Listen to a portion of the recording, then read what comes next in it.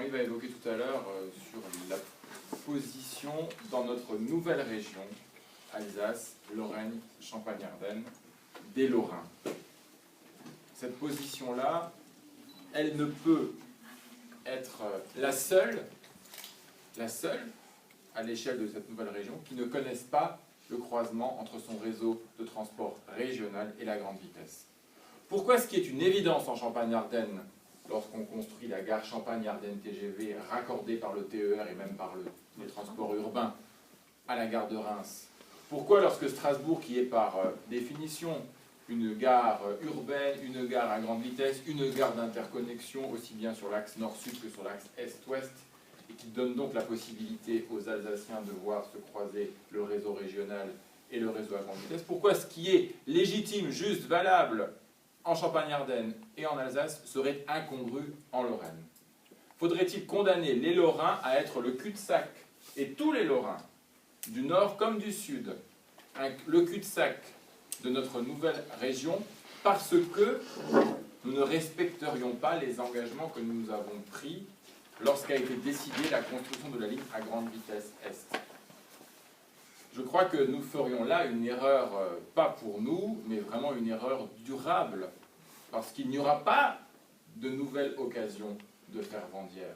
Lorsque la déclaration d'utilité publique de la ligne à grande vitesse Est sera terminée, la déclaration d'utilité publique additionnelle en faveur de la gare de Vandières, signée, je tiens à le rappeler, par la ministre des Transports à l'époque, Nathalie Kosciusko-Morizet, tombera également.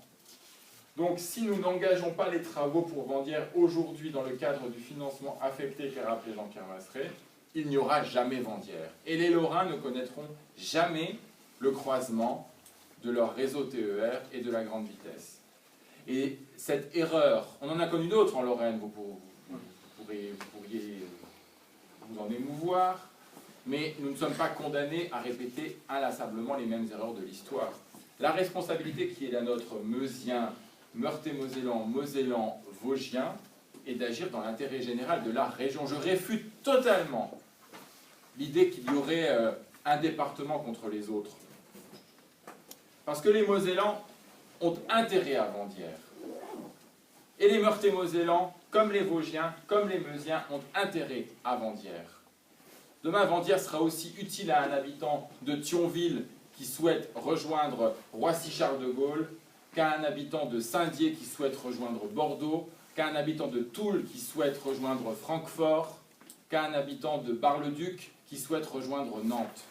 Il n'y a pas de différence entre notre possibilité d'accès aux grandes régions de France à Francfort lorsque la liaison sera rétablie, ce qui est le cas, engagement du comité de desserte SNCF à Strasbourg il y a quelques mois, à Bruxelles, puisqu'à partir d'avril 2016, il y aura des liaisons directes entre la gare Lorraine TGV, qui sera demain à Vandières, et Bruxelles, les liaisons vers Roissy-Charles de Gaulle, qui sont des liaisons importantes pour la connexion de la Lorraine sur le reste du monde, et demain peut-être les connexions à l'aéroport de Francfort lorsque les travaux seront terminés, les connexions dans un autre temps encore plus lointain avec l'aéroport de Luxembourg. Tout ça nous permettra de renforcer la compétitivité, l'attractivité de la Lorraine.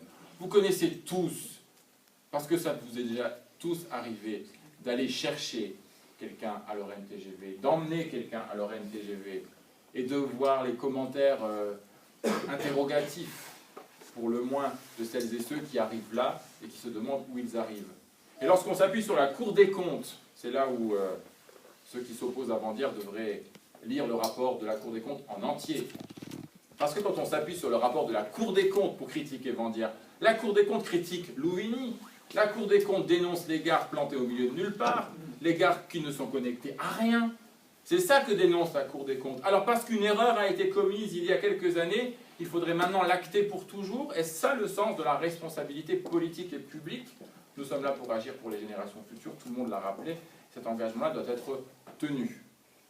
Et si nous devons demain favoriser l'accès à Vandières, c'est pour développer l'accès à la grande vitesse par le TER. Alors oui, j'entends les arguments là aussi évoqués d'études d'impact ou d'enquêtes menées dans le cadre de la DUP ou dans le cadre du travail que fait la région avec les utilisateurs aujourd'hui de Louvigny, on estime que au minimum 30% des utilisateurs actuels de leur voiture pour accéder à Louvigny se reporteront sur le TER et au mieux 60%.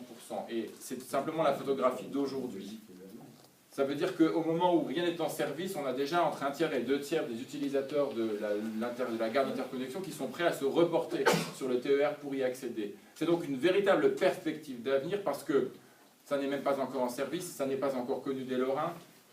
Cela veut dire que nous avons la possibilité, oui, de désengorger l'A31. Jean-Pierre Masserel l'a rappelé, il n'y a aucune opposition entre la mise à 2 fois 3 voies de l'A31, notamment entre la création du tronçon Gilles-Dieu-Loire et Vandières, car il n'y a pas un centime d'euro de ce qui sera consacré à Vandières qui pourrait être consacré à l'A31. Il n'y a aucune opposition demain entre ceux qui accéderont à la Vandière par le TER et ceux qui continueront à y accéder en voiture. Il ne s'agit pas de chasser les voitures, d'ailleurs les emprises foncières sont réservées par la région pour créer un parking à Vandières. Nous pourrons accéder en voiture à Vandières pour celles et ceux qui n'auront pas le choix ou qui voudront le faire. Et le Conseil général de Meurthe-et-Moselle, depuis très longtemps dans le cadre de son programme d'investissement routier, a prévu la réalisation du contournement à travers la rocade nord de Pont-à-Mousson pour favoriser, fluidifier l'accès à Vandières par la route. Et c'est un programme qui existe, dont j'ai confirmé récemment la réalisation et les engagements financiers inscrits au budget 2015 du Conseil général de Meurthe-et-Moselle, comme les années suivantes, car ce sera un programme pluriannuel. Donc nous serons responsables aussi bien pour ceux que nous encouragerons à utiliser le TER pour accéder à Vandières, que pour ceux qui continueront à utiliser leur voiture. En tout cas, je voudrais simplement conclure en disant que c'est aujourd'hui que cela se passe. C'est maintenant ou jamais Vandières. Oui, nous avons pris du retard. Oui, des erreurs ont été commises par le passé. Oui, les Lorrains n'ont pas toujours eu l'intelligence de s'unir pour faire des grands choix stratégiques. Donc maintenant, c'est les électeurs lorrains qui ont la responsabilité de réparer les erreurs du passé et surtout de choisir une voie d'avenir. Encore une fois, la fenêtre de tir a été ouverte par Christian Ecker au mois de septembre avec le recours au financement de la TICPE et elle se refermera avec la fin de la déclaration d'utilité publique de l'ASGV Est. C'est donc une fenêtre de tir courte. C'est la raison pour laquelle il fallait faire cette consultation maintenant. Et c'est la raison pour laquelle il faut maintenant convaincre les Lorrains des 4 départements de s'engager pour le oui à Vandières. Merci.